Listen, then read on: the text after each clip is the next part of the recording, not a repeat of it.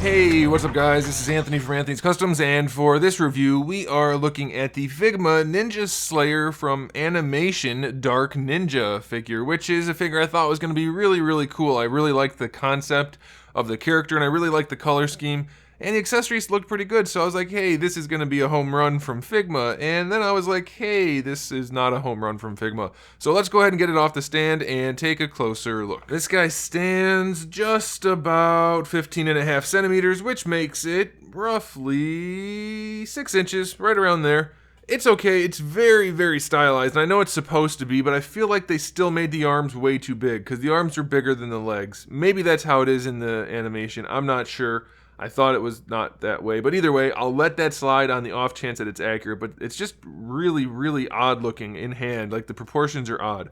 Once you pose them though, they do disappear to some extent, but there's a problem with that because the posability is pretty trash. Before we get to that though, let's talk about the paint. It's really nice. This pearly purple looks so good throughout the figure. They really nailed it. There's a little bit of that neon green in there, looks good. The gold on the shoulder pads, really clean. Really well done. The face part, though it's kind of hard to see unless you're looking down from below. The green in there looks really nice. There's a little bit of black. Very well done. The line work is really clean. Everything is edged up really well. I really like that. And then the sculpt is sharp enough. I mean, it's a decent sculpt, but obviously it's a lot of just kind of like clothes, so those don't have much to look at. But the armor is very clean, so that's good. Now, as far as accessories go, we kind of have a whole bunch, which is really cool. I guess we'll start with the heads. We have the standard head that comes out in the package that's all purple and stuff. Then we have the alternate head, which is the unmasked head, which is standard Figma style, looks pretty good. We have an alternate face / hairpiece for that, which gives him his little Sub-Zero type mask. And then we have a bunch of hands. We have the 2 fist hands that come on him in the package, 2 sword gripping hands, 1 secondary sword gripping hand for holding the scabbard. We have 2 kind of relaxed type of hands, 2 karate chop shaped hands, 1 hand to make it look like he's thrown his kunai. Then we have 2 style pose jazz hands. So plenty of options there. You do have to swap out the armor pieces on the top of the hand there. We have the scabbard that goes on the back of the figure. And you can remove the handle part of that to make it look like he's drawing a sword. So of course you have a separate sword accessory, which is very gold and purple, so that's pretty cool. And then you also have the broken, I'm assuming it's broken, not just missing a chunk, type of sword accessory, so that's pretty good. We have his kunai, which is a standalone accessory, but you also get a little effect part that makes it look like he's thrown it, which is always very much appreciated. We do get a little tiny cell phone type thingy, and then of course our Figma display stand. So this guy is not short on accessories, and they are well executed, so that's definitely a bonus for this figure. Now here's the downside for this figure. I could look past the proportions and pretty much anything else.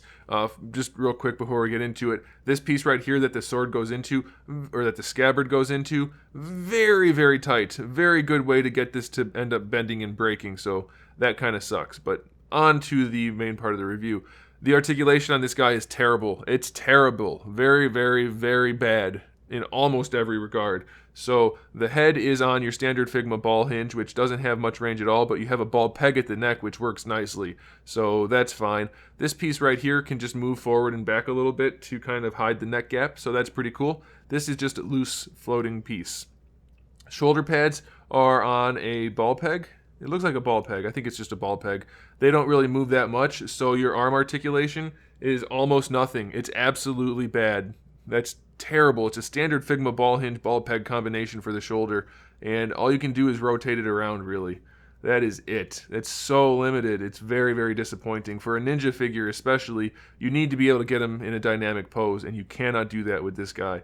The elbow's fine. No issue there. Single jointed Figma hinge. You can get your bicep swivel out of that a little bit, except they used one of the flat hinges rather than a round one, so it doesn't really rotate.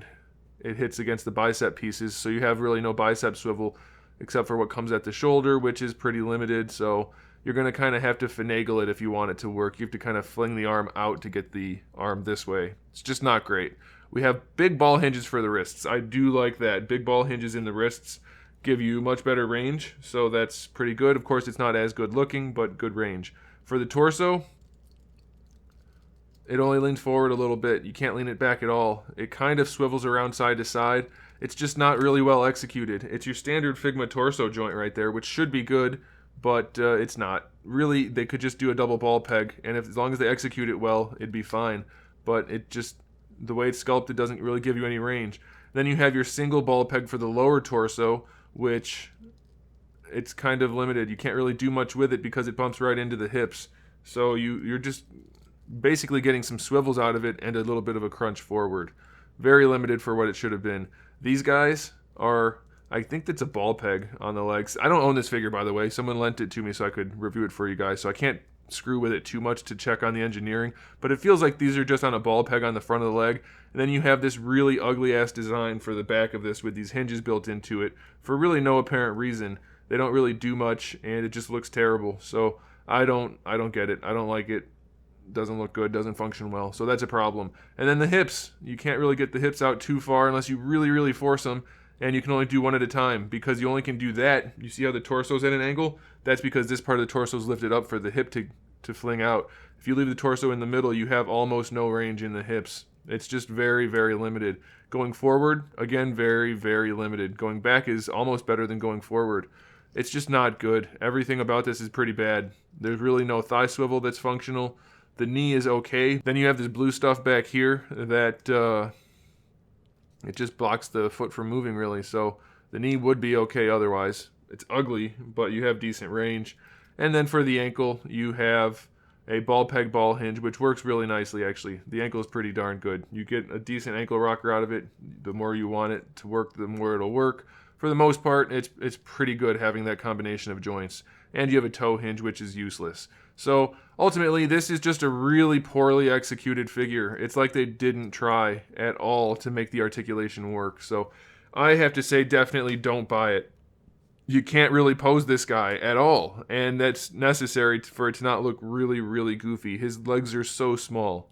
Looks very strange. So I definitely don't recommend it, guys. It's unfortunate because I really wanted to. It looked really cool, but it is just not.